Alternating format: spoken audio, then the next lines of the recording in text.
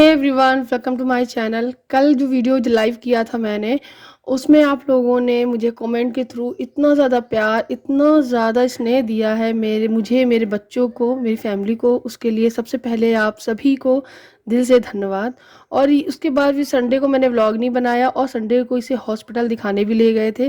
तो सर की चोट के लिए डॉक्टर ने कुछ भी नहीं बोला, दवाई दी है, खाने के लिए आराम मिल जाएगा। और जब वहाँ से आ रहे थे, ये दूसरी साइड से उतर गई और बाइक का जो साइलेंसर होता है वो लग गया और उसके यहाँ पर जल गया है। मतलब एक चीज़ ख़त्म नहीं हो पाई, सही नहीं हो पाई, मुसीबत दूसरी आ गई है। मतलब बहुत सारी परेशानियाँ बढ़ती ही जा रही हैं। तब आध्या उठ बैठ भी नहीं पाती है, जिसकी वजह से वो सैटरडे को स्कूल गई नहीं थी। वो संडे को इसको मैंने मतलब मंडे को ये स्कूल गई नहीं थी और फिर ट्यूसडे से इसकी छुट्टी हो गई थी। तो बस आध्या लेट गई, इसको मैं दवाई लगा दी हूँ और अभी मैं आ गई हूँ किचन में खाना बनाने, क्योंकि खाना भी बनाना है और साथ ही आध्या को भी देखना है और ये भी देखना पड़ रहा है कि कहीं दक्ष उसको टच ना करे। मतलब इतनी ज़्यादा उसको दिक्कतें हो रही हैं, मैं क्या ही बताऊं। मतलब एक छोटी सी बच्ची के साथ ईश्वर भी पता नहीं मतलब क्या क्या खेल खेल रहा है। लेकिन मैं बस यही सोचती हूँ, अब तो मैं हमेशा यही सोचती हूँ अपने माइंड में कि कुछ बहुत बुरा होने से अच्छा है कि इन छोटी छोटी चीज़ों के साथ में सब चीज़ें टली जा रही हैं। भगवान कभी किसी का बुरा नहीं करता है, ये बात हमेशा याद रखनी चाहिए सभी लोगों को। मैं खुद अपनी पर्सनल लाइफ से रिलेट करके बोल रही हूँ आप लोगों को। मतलब मैं ये कह सकती हूँ, हमारे साथ में जो भी हुआ है, आप जानते ही हो मेरे हस्बैंड के साथ दो दो एक्सीडेंट हुए। दोनों बार हाथ फ्रैक्चर हुआ, दोनों बार हाथों में प्लेट डली। और आप लोगों को मैं बता दूं, फर्स्ट टाइम जब हुआ था तब तो हम लोग नए नए ही आए हुए थे सीतापुर में। सेकंड टाइम जब हुआ था तो 5 साल बाद हुआ, 3 साल बाद हुआ था। और उस टाइम हम लोग ना, कुछ दिन बाद हम लोग जाने वाले थे मथुरा घूमने के लिए। और 2 दिन बाद हमारा रिजर्वेशन था, होटल भी बुक था, सब कुछ था। लेकिन ईश्वर की इच्छा नहीं थी कि हम लोग ट्रेवल करके आए। हो सकता है कि ईश्वर बुला ना रहा हो, या फिर ये भी कह सकते हैं कि ईश्वर कोई बहुत बड़ी मुसीबत आने से बचा रहा हो। जिस बस से हो सकता है हम जा रहे हो उसमें कुछ समस्या हो जाती, कुछ भी हो सकती, कोई भी दुर्घटना, बड़ा केस हो सकता था।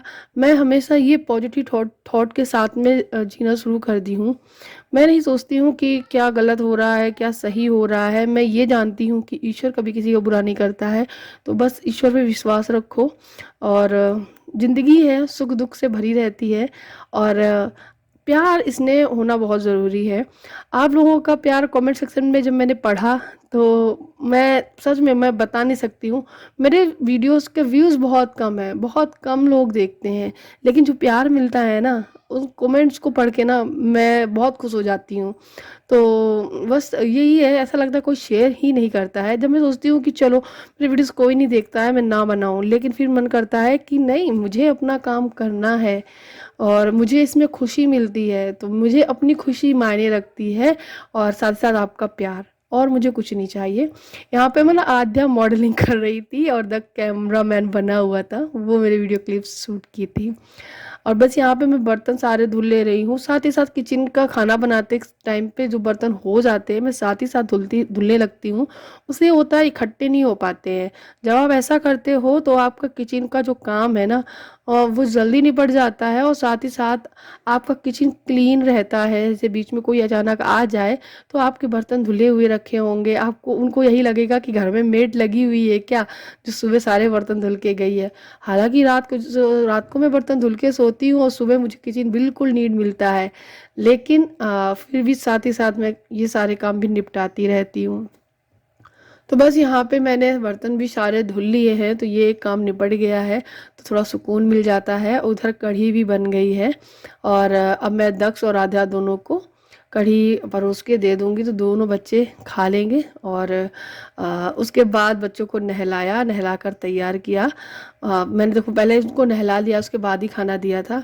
नहाने के बाद दोनों पोज दे रहे थे। और एक बात और मैं कहना चाहूँगी, जैसे कि मैं व्लॉगिंग करती हूँ, बहुत सारी मॉम जॉब करती होंगी या फिर हाउसवाइफ होंगी। सब काम करो, जो भी आपको काम करना है, लेकिन अपने बच्चों के लिए समय ज़रूर निकालें, अपने बच्चों को प्यार ज़रूर दें, उनसे बातें करें, तो उनको बैठ के उनकी बुक्स पढ़ें। अगर बहुत सारी महिलाएं ऐसी हैं जो इतनी ज़्यादा पढ़ी लिखी नहीं होती हैं कि वो अपने बच्चों को प्रॉपर इंग्लिश पढ़ा पाएँ या इंग्लिश सिखा पाएँ या कुछ भी, लेकिन फिर भी वो बुक्स ओपन करें, बच्चों को हिंदी वाली जो बुक्स है, मैथ्स है या कुछ भी है, थोड़ा मोड़ा पढ़ाएं, उनको से पूछें क्या है क्या नहीं, उन्हें बहुत अच्छा लगेगा। और ये बचपन कब निकल जाता है पता भी नहीं चलता है। तो बचपन को आप उनके साथ जी सकते हैं। मैं सच बता रही हूँ, मैंने जब से ये सारी चीज़ें करनी स्टार्ट की हैं, मुझे ये फ़र्क नहीं पड़ता कि मेरे वीडियो की व्यूज़ कितने आ रहे हैं। बस मेरी इच्छा होती है वीडियोज़ बनाने की तो मैं बनाती हूँ, और मैं खुश होती हूँ आपके कमेंट्स पढ़ के, और अपने बच्चों और अपने पति के साथ में समय बिताती हूँ। 5 बजने वाले हैं और मौसम बारिश शुरू हो गई। आज पता है दोपहर में साथी हमने वो भी नहीं चलाया फैन, मतलब इतनी ठंडक है। आप जा रहे थे? अब कहाँ जा रहे हैं ऐसे पानी में? दच्चू देखो बारिश हो रही है, दच्चू भी तैयार है जाने के लिए। दच्चू पापा के साथ जाना है आपको? कहाँ जाओगे? अब तो बारिश हो रही है, अब कैसे जाओगे आप? आद्या अभी सो रही, अरे बंद हो गई।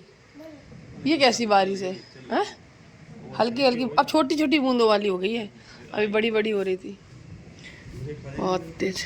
देखो कैसे बादल लदे हुए हैं, पानी भरा हुआ है, ये देखो बादलों में। अच्छा लग रहा था छू? क्या कैसा लग रहा है? अच्छा, दक्ष बहुत कपड़े गंदे करता है अपने, पानी से खेलता है, सब गीली कर लेता है। ओ लाइट जल गई दच्चू की चप्पल्स में। क्रॉक्स है ये, क्रॉक्स।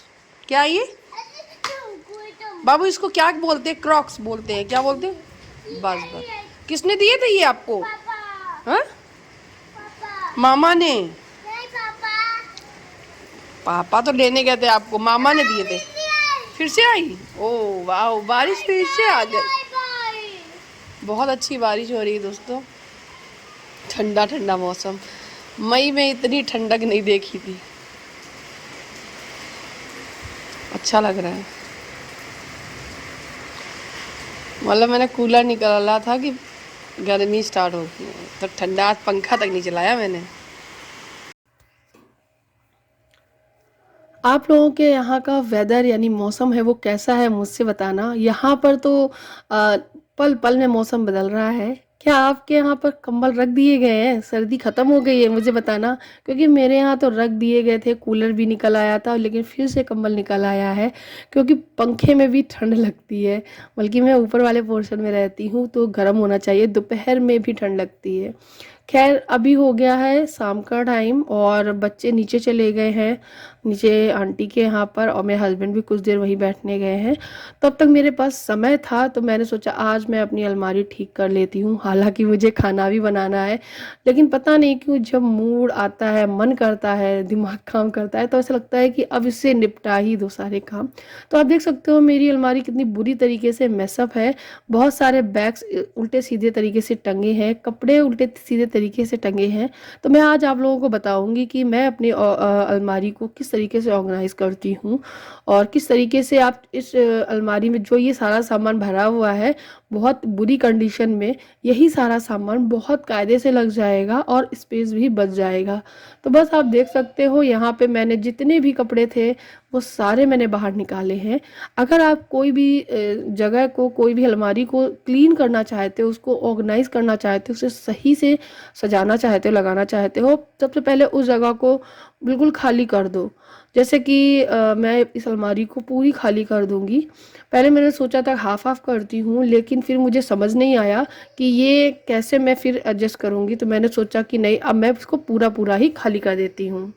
तो यहाँ पे मैं सारी पूरी अलमारी के जो कपड़े हैं बाहर निकाल देती हूँ। तो जब मैंने सारे कपड़े बाहर निकाले ना, उसके बाद जो मतलब फैला था, उसको देखकर उसको समेटने की इच्छा जो होती है ना, वो पूरी तरीके से ख़त्म हो गई थी मेरी। सभी लोग साथ में होता होगा, आप लोग कभी ट्राई करना, जब आप सारा सामान इकट्ठा करके बाहर निकाल देते हो और उस टाइम आपके पास उसको आप देखते हो, तो आपके अंदर लगता है कि अब ये कैसे सिमटेगा। तो उसका भी मैं आपको एक सोल्यूशन बताती हूँ। सारे कपड़े कुछ बाहर आप निकाल देते हो, उसके बाद बिल्कुल आप टेंशन मत लीजिए, बस इत्मीनान से बैठिए। आप ये देखिए कि आपको कौन से कपड़े कैसे कहाँ एडजस्ट करने हैं, कहाँ पे कैसे कौन लगाना है, कौन रखना है। सबसे बड़ी बात, आपको कौन सा कपड़ा हटाना है, कौन सा बैग हटाना है जिसको आप बिल्कुल यूज नहीं करते हो, बस ये पड़ा हुआ है, आप उसको निकाल के हटा दो अपनी अलमारी से। अपने हस्बैंड से पूछ लीजिए आपको कौन सी शर्ट रखनी, कौन सी हटानी, वो सब कुछ हटा दीजिए। उसके बाद आपको जब कपड़े आप पहनने बैठते हो तो आपको कभी ऊपर का मिलता है, नीचे का गायब है, नीचे का मिलता है, ऊपर का गायब है। तो ये भी समस्या ख़त्म करनी होगी। सेट बना के रखने होंगे जो चीज़ें आप सेट बना के, जैसे नहीं होती कुछ कुर्तियाँ कॉमन अलग अलग ही होती है कि कुर्तियों के साथ में वाइट लेगिंग्स ही चल जाती है 8-10 कुर्तियों में, या फिर 8-10 कुर्तियों में ब्लैक लेगिंग चल जाती है। तो लेगिंग्स अलग दोनों रख लीजिए, एक गोल्डन, एक ब्लैक, एक वाइट, ये 3 लेगिंग्स अलग होनी चाहिए। और जीन्स के साथ में भी आप इनको रख सकते हो, क्योंकि कभी कभी हम लोग कुर्ती के नीचे जीन्स भी पहनते हैं। इस तरीके से करने से क्या होता है कि आपको जब भी आप अपनी कुर्ती पहनेंगे तो आप फटाक से एक लेगिंग निकालेंगे, उसके साथ में पहन लेंगे। बाकी का जो कुर्ता है वो सेट के साथ में ही रखिएगा, दुपट्टा, कुर्ता एंड बॉटम दोनों, तीनों चीज़ें, ताकि आपको आसानी से मिल जाए। तो जितनी ये भसड़ फैली पड़ी हुई है इसको आपको इत्मीनान से बैठ कर समेट के रखना है। तो मेरा तो मूड हो गया था बहुत ज़्यादा अपसेट थोड़ी देर के लिए, लेकिन फिर मैंने लंबी सी सांसें ली, पानी पिया और फिर ये ही आइडिया आजमाया। और आप देख सकते हो ये 2 बकेट है मेरे पास जिसमें मैंने दक्ष और आध्या के कपड़े नए वाले हैं वो अच्छे से जमा दिए हैं। हस्बैंड के पैंट एक तरफ लगा दिए हैं, शर्ट टांग दी हैं। और साड़ियाँ मैं बहुत बहुत ही कम पहनती हूँ, इसलिए सारी एक एक साड़ी एक एक रैपर में रख के पैक कर दी है। ऊपर वाला सेक्शन बहुत कम यूज़ होता है तो मैंने उसमें हैवी साड़ियाँ को बड़े बड़े ऑर्गेनाइज़र में रखा है। ऑर्गेनाइज़र जो होते हैं वो बहुत काम के होते हैं, डेफिनेटली ट्राई करना चाहिए, ऑर्गेनाइज़र लीजिए, उसमें आप रखिए। बाकी की ये जो है कुछ कुर्ती हैं और लेगिंग्स हैं जिनको मैंने अलमारी में सेट किया और लेगिंग्स को अलग रखा और सेट बना के बाद में रख लिया था। तो वो मैं आपको दिखा देती हूँ। ये काम करने से पहले फिर मुझे खाना भी बनाना था, तो साथ ही साथ मैं किचन में गई, फटाफट से मैं तैयारी बनाई। अब मैं सोच रही थी कि मैं खाने में बनाऊं तो बनाऊं क्या, तो मैंने सोचा आलू के पराठे बना लेती हूँ, जल्दी से बन जाएंगे। साथ ही साथ कच्ची कैरी रखी थी तो मैंने फटाक से कच्ची कैरी की चटनी बनाई, धनिया, हरी मिर्ची, कच्ची कैरी, नमक, थोड़ा सा जीरा डाल दिया, पीस लिया, बहुत अच्छी बनी थी। और आलू के मसाले में हरा धनिया और सूखा धनिया, पिसा हुआ लाल मिर्ची पाउडर, नमक, अजवाइन, ये सारी चीज़ें मिलाकर मैंने मसाला बनाकर तैयार कर दिया। और बिलीव मी गाइस, अजवाइन को मैश करके ही डालना है। बहुत टेस्टी मसाला बना था। और जब भूख लगी होती है ना और फिर आपकी फेवरेट चीज़ें मिल जाए, आलू के पराठे, दही, चटनी, ये सब चीज़ें, तो फिर मन खुश हो जाता है। तो फटाफट से मैंने मसाला बनाया, आटा लगाया। आज मैंने सोचा था कि प्याज वाले ही बनाएंगे, तो मैंने थोड़ा सा प्याज भी बारीक बारीक इस चॉपर से चॉप कर लिया था। ये चॉपर बहुत काम आता है इस टाइम पे, जब आपको आंसू ना बहाने हो तो इस चॉपर का इस्तेमाल कर लीजिएगा और बहुत जल्दी काम भी हो जाएगा, आंखों से गंगा जमुना भी नहीं बहेंगी। तो बस ये हो गया है पूरा तैयारी। तो दही निकाल लिया है, चटनी हो गई है, आलू का मसाला तैयार हो गया है, प्याज भी काट लिया है। अब बस फटाफट छोटी छोटी सी लोइयाँ लेकर कटोरी बना के उसमें भरते हैं और आलू के पराठे सेक के सबको खिलाते हैं, फिर मैं भी खाती हूँ।